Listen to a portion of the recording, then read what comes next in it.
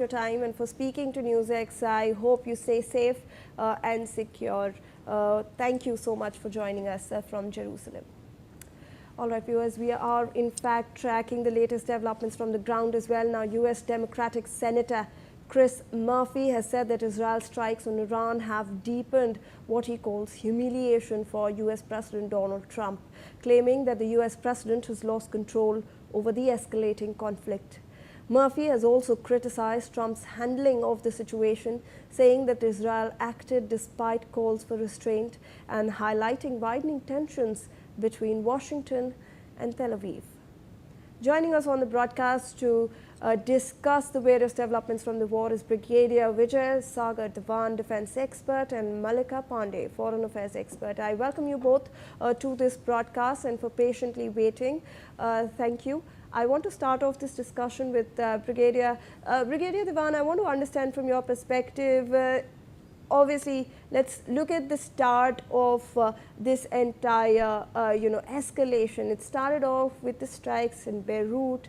Iran then responded, and now Israel's responded.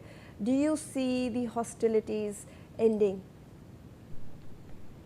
Thank you very much for inviting me to your show. But let me tell you very frankly, there has been some kind of agreement between Lebanon and Israeli ambassadors sitting in US, and they had decided on certain things. And the major thing that was 15 kilometers of buffer zone from the northern borders of Israel. Then south of Litani River, we'll have a yellow zone, and beyond that is a normal zone. So the agreement is that 15 kilometers is a buffer zone dominated by Israeli military, and the yellow line will be cleared of Hezbollah command centers, their launchers, their guerrillas or whatever, by the Israelis. And the north of that would be done by the Lebanese army. But Lebanese are not able to do anything substantial because of their own internal contradictions. Lebanon was a Christian country once upon a time, and all the Palestinians who migrated over there as refugees, they have become Hezbollahs now, and they are also in the Lebanese parliament. They are dominating the even political affairs of Lebanon. Though Lebanese Prime Minister keeps saying that, look, you deal with us. We should not be at war with Israel, but Hezbollah is a different entity by itself.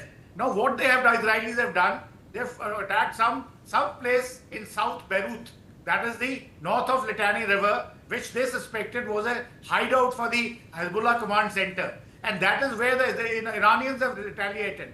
Now, the point is, Iranians are accepting in front of the whole world, yes, Hezbollahs are our people. If you want to have a peace deal, there should be a peace on Hezbollah front also. So, in a way, they have owned Hezbollahs. But the Lebanese citizens, they do not like Hezbollahs at all. I mean, they're not with them. In fact, they are in distress because of the Hezbollahs in the country. We are having a problem. So this retaliation has taken place, though President Trump is at his wit's end telling Israel to hold on. But I'm telling you, Israelis, Netanyahu, have a very, very clear goal from the day one, that they have to demobilize Hezbollah absolutely. The reason is the settlements in the northern Israel, where Israeli citizens are sitting there, they are constantly harassed by Hezbollah incursions from north. Their physical incursions and even ATGM line of sight fire. So they want it to be ended. So all those displaced people from the Iranian side, Israelis, northern Israel side, they have been pressing their government, please finish Hezbollah for once for all. So Israel is not going to give up. On the other hand, Iranians have got some stockpile of their missile launchers as well as some missiles already still intact. Those few estimates say they are about 60%, somebody says 75%, but the fact is they still are able to retaliate. And they are doing retaliation in a very, very consistent manner, in a very rationed manner. They also know that the stockpile is limited. So whatever they are showing on ground is that they are capable of inflicting huge damage on the American bases in the Gulf countries or the Gulf countries themselves. So that is being shown. And on the other hand, they are not in a hurry to reach a sort of an agreement without their terms that they already specified.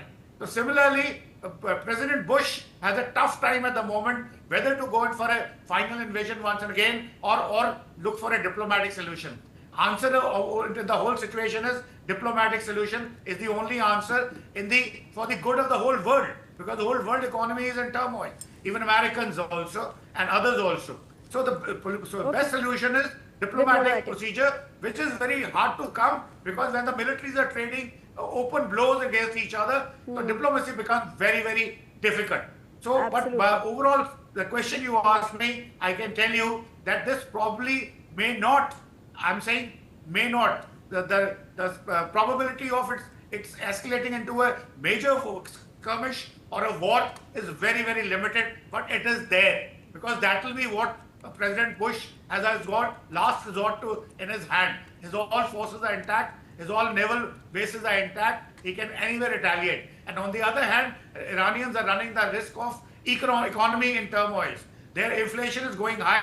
How long will they be able to feed their citizens? And where is the food materials, etc., coming from? It's all been blockaded. So let's see how long can they last. And certain surveys were carried out which say probably another 1 month, 2 months. So we have to see how it goes. Okay, point taken. Okay, I'll come back to you, Brigadier. Let me just introduce another piece of information that is flowing our way. Israeli National Security Minister Itamar Ben-Gvir has called for a national and strong